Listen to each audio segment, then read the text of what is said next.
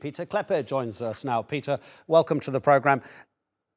Do you think since the start of the war in Ukraine that NATO and the EU have become even further entwined, entangled, conflated? Is it even possible for politics and defence to be separated? I'm saying that because, of course, Jens Stoltenberg is at an EU summit. Well, indeed, the European Union has definitely waded in the military defense sphere. Also, this week there was an agreement on a new scheme to jointly purchase weapons for Ukraine. And indeed, some people are doubting whether it's wise for the European Union to go into this defense sphere. Now, I do think that we should perhaps not be too alarmist. To the extent that the European Union is doing that, it is basically very much in the hands of member states. Also, in the past, there's been the EU-Ukraine Association Agreement, a treaty which already also contains some language on military strategic cooperation. So I think at the end of the day, defense remains a national matter and also, of course, a matter for NATO. And in terms of increasing membership of the European Union, Ukraine is the big one, of course. There's also Moldova, Georgia, some countries in the Western Balkans.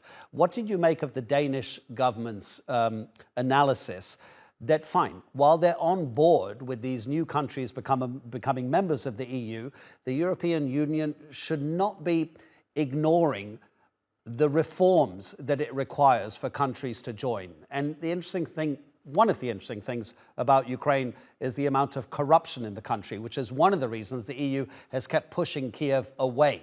But obviously, the geopolitical circumstances are now different. This is a difficult issue for the EU to resolve.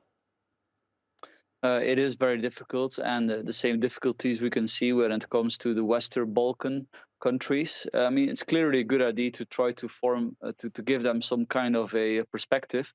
But then if, as is the case, they're not making any progress when it comes to complying with the conditions to become members of the European Union, then obviously you can't allow them in.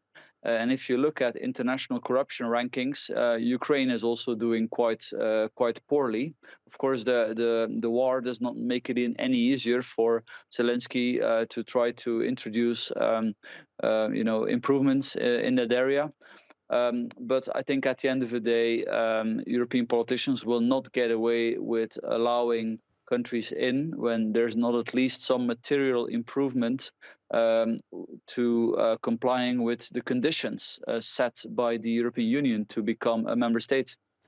Peter, where do you see the EU's biggest cracks when it comes to support for Ukraine? Do you see it in individual EU leaders or in EU populations? I would say EU populations. Traditionally, Poland and Italy, for example, they have a very different view on Russia. And it's not that Poland is right and Italy is wrong or the other way around. It's just, a different tradition, different relationship in the past. And it's only natural that therefore foreign policy, the foreign policy perspective will be different when it comes to how to deal with Russia. And this has always made it complicated for European nations to have, let's say, a uniform European foreign policy. That said, especially when you look at Italy has really become a lot more critical towards Russia, rightly so, of course, given the aggression. So I think there's definitely a unity when it comes to, opposing the Russian aggression. There's perhaps less unity on figuring out how to help Ukraine.